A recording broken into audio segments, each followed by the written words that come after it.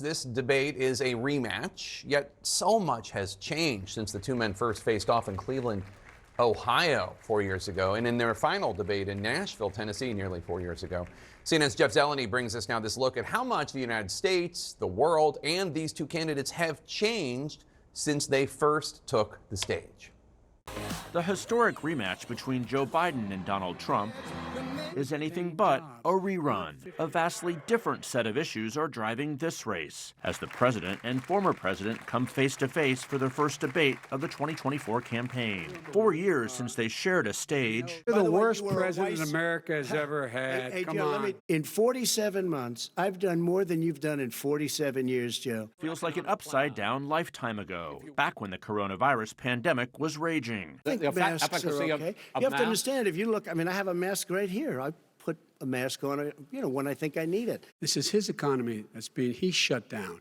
In the Biden-Trump sequel, an entirely new fight has been brewing on the campaign trail. We could end up in World War III with this person. He's the worst president ever. And in TV ads. This election is between a convicted criminal who's only out for himself and a president who's fighting for your family. That offers a window into the new issues and fresh lines of attack. A reminder of just how much the country, the world, and yes, they have changed. From an insurrection and all its fallout to a new fight on abortion rights in the wake of the U.S. Supreme Court overturning Roe v. Wade, to Russia's invasion of Ukraine and a war in the Middle East, to the very stark question of America's role in the world. Yet the economy, inflation, and immigration are still at the center of it all. Trump's record was at the heart of their last debates, even as he sought to deflect. If he gets in, you will have a depression the likes of which you've never seen. Your 401ks will go to hell, and it'll be a very, very sad day for this country. While those warnings didn't come to pass, Biden's record is now under the microscope, complicating his effort to make it a referendum on Trump. The fact is that everything he's saying so far is simply a lie. I'm not here to call out his lies. Everybody knows he's a liar. And America's oldest presidential candidates are even older. Trump 78, Biden 81, with age and fitness for office now a central issue in the race. Public opinion for presidents can be punishing. Biden's favorability has fallen 11 points since 2020, with nearly 6 in 10 Americans holding an unfavorable view. Perceptions of Trump have changed less, with more than half still seeing him in an unfavorable light. Televised debates have long been a storied part of presidential campaigns, with history-making moments for candidates. There you go again. Yet this showdown is without parallel. The nation's 45th and 46th presidents, still seeking to define one another in the earliest general election debate in memory, an old duel being fought on new ground.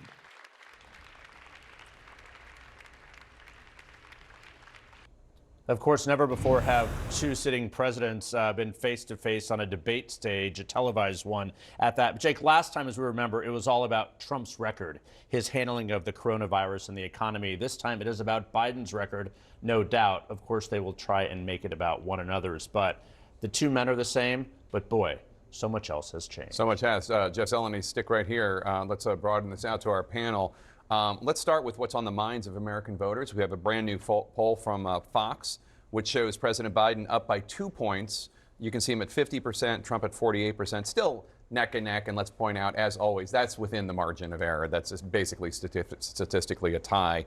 And what's really remarkable, if you look back to previous polls by Fox, just how little this race has changed. Although I guess you could say that Biden has ticked up since March. Kristen Soltis-Anderson, as the pollster at the table, how do you interpret this?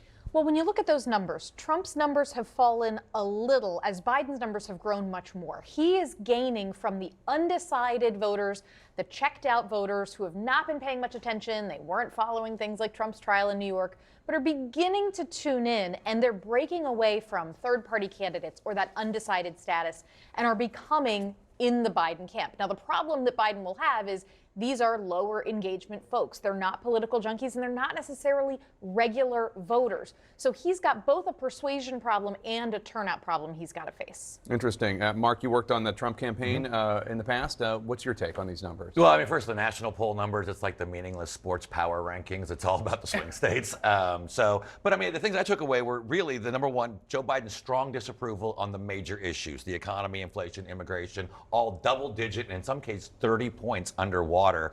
And then the Fox poll had former President Trump, 27% of the black vote, 43% of the Hispanic vote. Joe Biden cannot win if those numbers hold. Interesting. And Jeff, the race is statistically tied on a national basis, although Mark points out really this is about 7 or 8 states and, right, and how they do in those states. The campaign spending on campaign ads, is not statistically tied. Let's show this full screen right now and walk us through it if you will. There's the numbers. Look, it's really remarkable. The Biden campaign spending some $53.8 million just this year. The Trump campaign this cycle spending $17.5 million. Some other Trump money's been spent from super PACs and the like. But the Biden campaign has been really using this financial advantage to try and shake voters' attention and draw this contrast again. It's an open question, though, how much this has actually worked, because for all the changes in this campaign, the convictions and other things, the race has been remarkably the same. But if you look inside these numbers, I think we have this as well, state by state. Look at the spending here. The Biden campaign, Pennsylvania, some $13.9 million. Michigan, $9.7 million.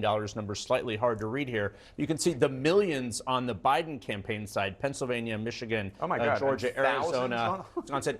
On the Trump campaign side, only thousands. Yeah. Well, let me ask you a question. They have not spent the money. We'll see if they do going forward. Or is this a campaign year where television advertising doesn't matter as much? Well, that's what I was going to ask, because in 2016, remember, they put all that money into Facebook and social media, the Trump people did, and maybe got more bang for their buck, at least in states where it mattered. Are they doing that this time and it's not reflected in those numbers? Some of it has been the fact that they have simply not had the money, or they're holding it for other things. But we are about to see the financial reporting from the campaigns tonight, I believe. So we'll see how much the Trump campaign has raised. It's been astronomical in the wake of his convictions. We'll see how much they put on television. But is this the campaign that's the tipping point where TV ads don't matter quite as much anymore? I'm a little skeptical, because older voters are key to this election. They watch Wheel of Fortune, they watch the news, and that's where those ads are. We'll see if it's lifted Biden. So far, it hasn't much. And Karen, for women voters, really, really important group also. A new Kaiser Family Foundation survey found nationally for women voters, inflation is a top concern, followed by threats to democracy, immigration, last is abortion. And you can see similar results in battleground states such as Michigan and Arizona.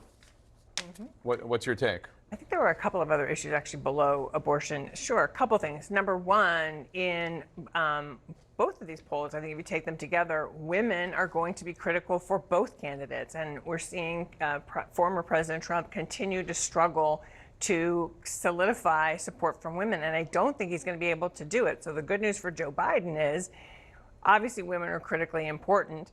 Obviously, talking about the economy is critically important, and the things that he's doing to try to lower costs, which I would love to see him do more of, quite frankly. But abortion is on the ballot, as we know, in a number of key states.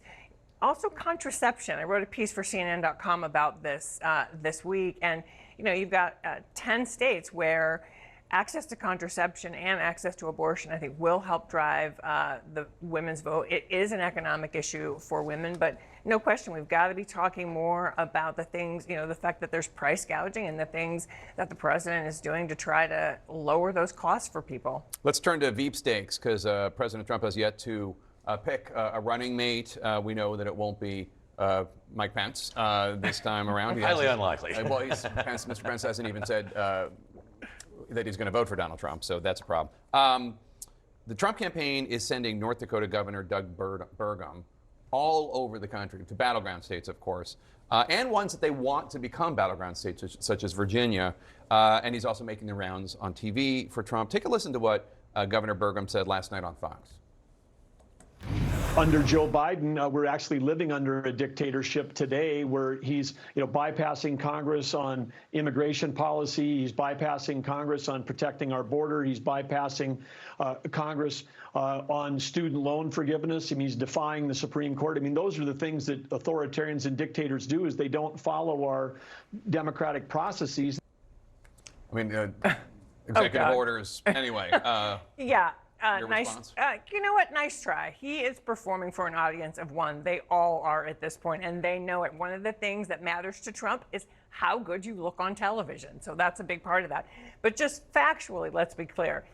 President Biden is taking these actions because Republicans have refused to join Democrats in taking action on some key issues. I think he would have loved to do it in a bipartisan fashion. Unfortunately, that avenue was not available because Donald Trump said to the Republicans, don't work with those guys no matter what, because it's not good for me in this election. Let me ask the two Republicans at the table and make it quick. Just give me a name. Just give me a name. Who do you think makes the most sense for Trump to pick as VP? Mark and then Kirk Christian. I would say either Tim Scott or Elise Stefanik.